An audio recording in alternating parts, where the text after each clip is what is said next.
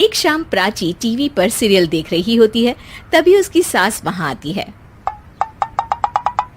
अरे सीरियल में तो ऐसे मग्न है जैसे आज रात का खाना पड़ोसी आकर बनाएंगे। मुझे पता ही नहीं था आपने अपने बेटे की शादी पड़ोस में भी की हुई है। हैं? मतलब? मतलब इस घर में सारा काम बहू ही करती है, आप तो सिर्फ खर्राटे मारती हैं। अच्छा जी, फिलहाल तो तुम आराम फरमा रही हो, चलो जाओ, ये मेरे टीवी देखने का समय है। आहा, इसीलिए मुझे भगाया जा रहा है। सॉरी, अब तो बिल्कुल नहीं जाऊंगी।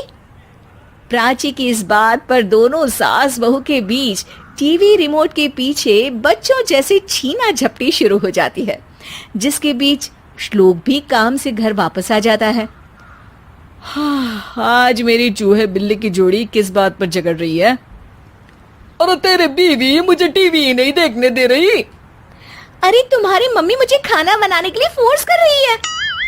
अरे वाह, ऐसे बेतुके रीजन पर तो बच्चे भी झगड़ा नहीं करते। अरे मुझे कुछ मत बोल, सब इसने ही शुरू किया है।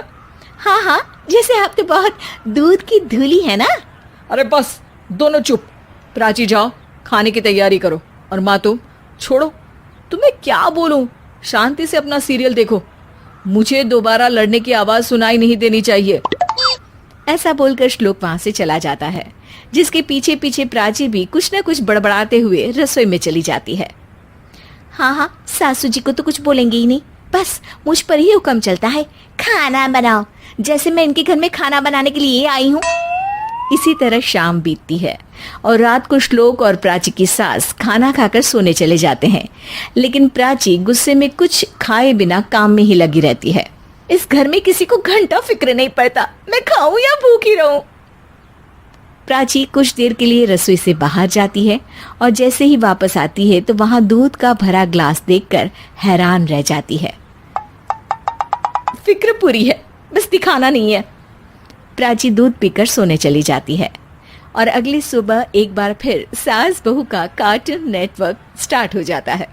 ये तुमने ही किया है। अरे अजीब जबरदस्ती है, मैं बोल रही हूँ मैंने कुछ नहीं किया।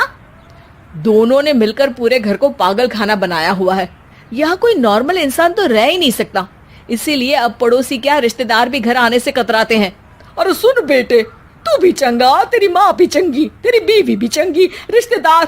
हाँ जी, आपको नहीं पता क्या, गंगाधर ही शक्तिमान है, रिश्तेदार ही। हाँ हाँ, बस समझ गया।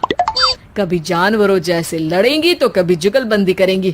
भाई मैं आप दोनों के बीच में नहीं फंसना चाहता। सास बहू की इस मनमौजी जोड़ी से परेशान होकर श्लोक अपना सिर खुजलाता वहां से चला जाता है। चलो अब मैं भी कीर्तन में जा रही हूँ। इस पर जैसे ही सास कमरे में अपना पर्स लेने जाती है तो वहां नाश्ते की प्लेट रखी देख मुस्कुराने लगती है और नाश्ता करके घर से बाहर निकलते हुए कुछ पैसे टेबल पर रख जाती है, जिसके कुछ देर बाद सिलेंडर वाला घर आता है। ओ मोरी मैया, मैं सिलेंडर के बारे में तो बिल्कुल भूल ही गई थी। घर खर्च के सारे पैसे भी मम्मी के पास है और श्लोक से बोला तो उल्टा 4 बात सुनाएंगे।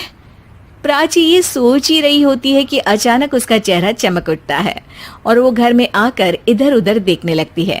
तभी उसकी नजर टेबल पर रखे पैसों पर पड़ती है, जिन्हें वो सिलेंडर वाले को दे देती है। ये सब श्लोक देख लेता है।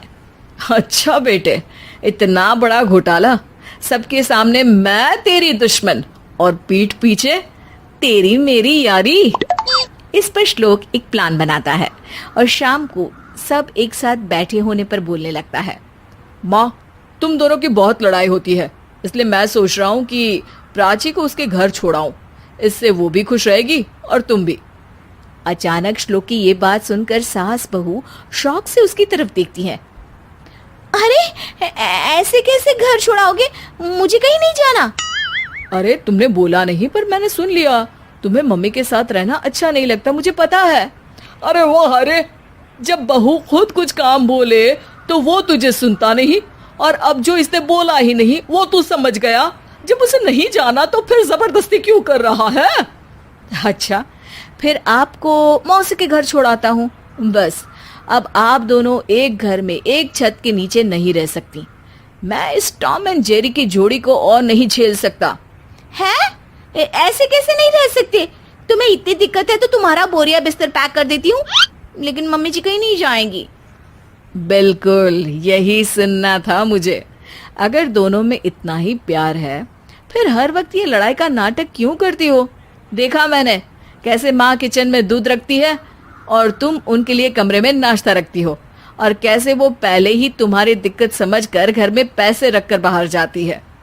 अरे भाई, इतना ड्रामा तो डेली सोप में भी नहीं होता जितना तुम दोनों ने इस घर में फैलाया हुआ है।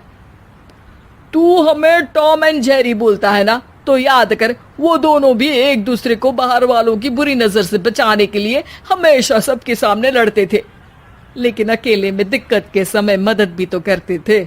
बस हमारा रिश्ता भी कुछ ऐसा ही है।